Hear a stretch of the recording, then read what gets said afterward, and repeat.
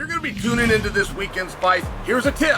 Check out my partners at DraftKings Sportsbook. Upgrade your fight experience this weekend with the official sports betting partner of UFC. Are you new to DraftKings? Check this out. New customers that bet just $5 will instantly get $150 in bonus bets. Download the DraftKings Sportsbook app right now. Use the code SONNEN. DraftKings, the crown is yours.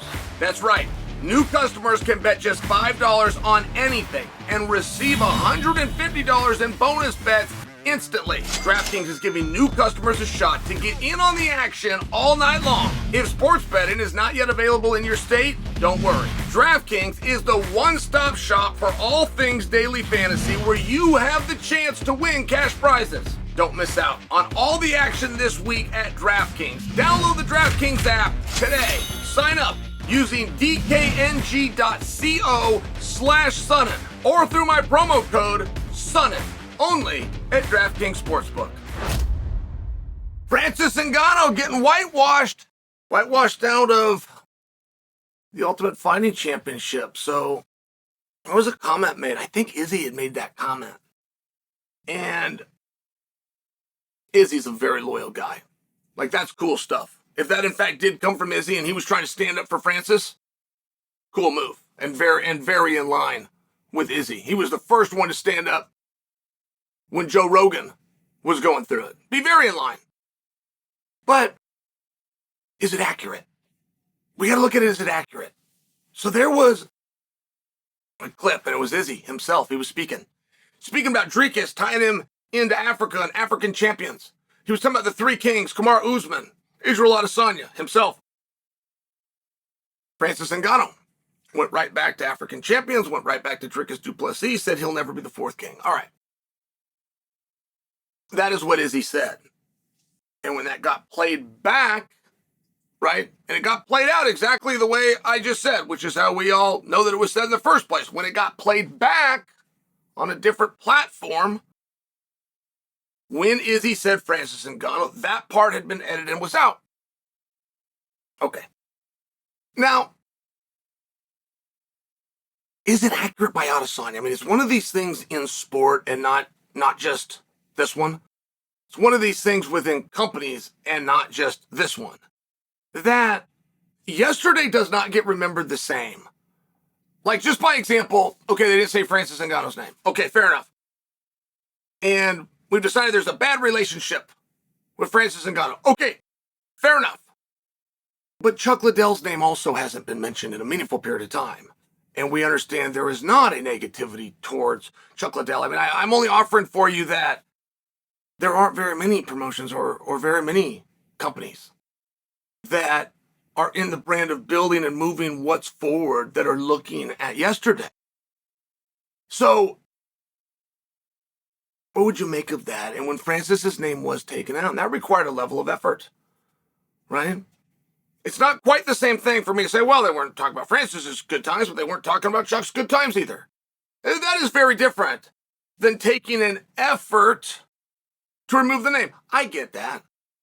But are you sure that that's why that was done? Are you sure that somebody else has not made a claim or a trademark on the name? Are you sure about that? Are you sure of why that decision was done? And where would you put Francis? Like the poster that Izzy's talking about, this was the greatest poster, guys. This was the greatest poster ever. I popped when I saw this thing. I loved it. You remember when Francis would show up, but he would be dressed in African garb. He would be dressed in paying a homage to the tradition and the culture. Remember when he'd have like the hat and he'd have on them, I don't know what it's called. I don't want to use the right word, but it was like a guy. He looked cool, man. He looked like a king, right? He's wearing that. You got Izzy. You got Kamara. All of them got the gold. And they put three kings at the top. This was the best poster. And I had such nostalgia even when I saw it. Three Kings did remind me, in all fairness, I'm just talking about me personally, but the four horsemen. And it was cool. It was great. And a lot of other people loved it, and it got away from them. They never went back to it. And I firmly believe, without evidence, but I firmly believe people get uncomfortable. They don't know, right, the white and the black, and it still makes people uncomfortable. And they don't know. They don't know if they're paying homage and trying to be respectful. but stepping in a landmine that could offend somebody else. And I just felt like it was great marketing. I want to see more of it. I want to see them continue to go down that path. I love that Izzy even referenced the Three Kings. Like, whoever came up with that and that marketing angle, even though it got killed, in my opinion, way too soon, I hope they feel very good about themselves. I hope the head of marketing went to them and told them, you nailed this. When Izzy referenced Three Kings, I knew exactly what he was talking about because I had seen that visual. I remember thinking, man, you got to go down this road. As long as those three guys can keep the belt, you've got to do it and you've got to run with it. But now that time has passed, I am interested in hearing from you. Where do you put Francis? Where do you put him? Because he was the most intimidating of all of them, wasn't he? Like, if you got Kamaru and you got Izzy and you got Francis together and they themselves had to tell you who the alpha male was, they'd stand down and say it's him, it's the big guy. But would you see it that way? As a fight fan, would you see it that way? I mean, Kamaru Usman had cleaned out a division. Kamaru Usman became the first person ever at 170 pounds who you could publicly say was the greatest to have done it, as opposed to saying George St. Pierre. Kamaru became the first one you could say that about and not lose credibility. Israel Adesanya, the term lap a division, that term in vernacular got put into our sport because of him. So even if they wanted to be respectful and they want to say, no, man, it's the big guy, if even they want to do it, do you see it that same way? Do you believe for Francis's time that he had the hardest fights? Do you believe he cleared out a division? It wouldn't be Francis's fault if your answer was no, by the way.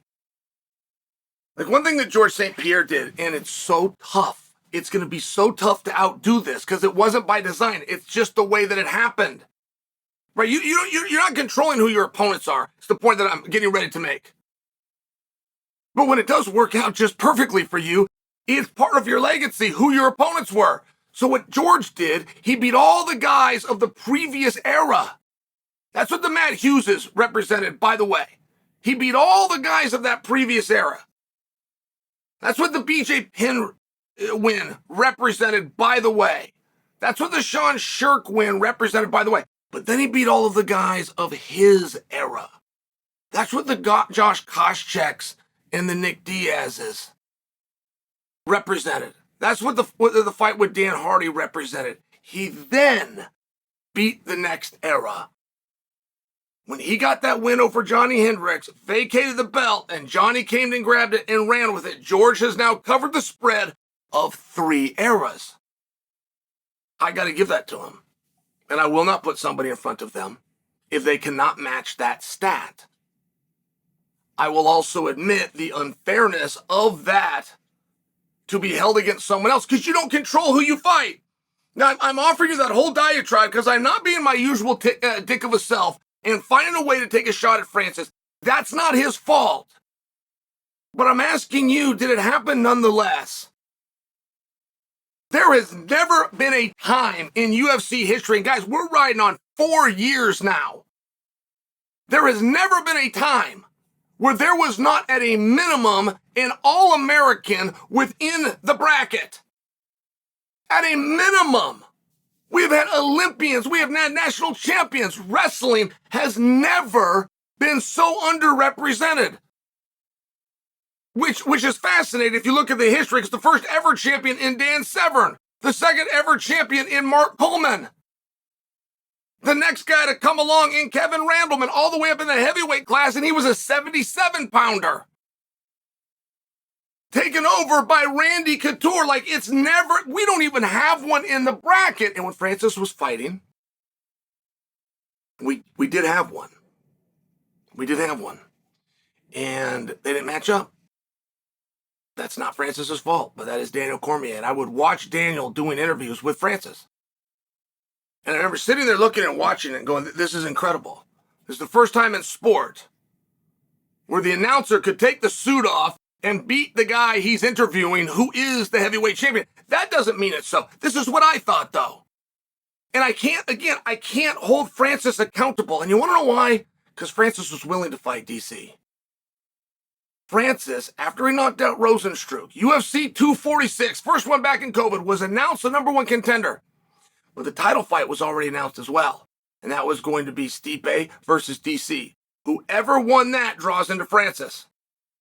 So Francis was part of a tournament fair and square, and that tournament played out fair and square, and it did not involve DC versus Francis. I just share for you nonetheless. When I do look back at Francis's career and I look at the guys that he was able to get over on, I do not have a meaningful wrestler that I can bring to the forefront. In fact, the highest ranking wrestler in the division, and I'm excluding DC. See, that's a tough one, but DC was down a weight class and he moved into it. So it's a little bit of a tough one. But the highest ranking wrestler in the division was a gentleman who had qualified for the Division I Nationals named Stipe Miocic, who, by the way, took him down for 25 straight minutes and held him there.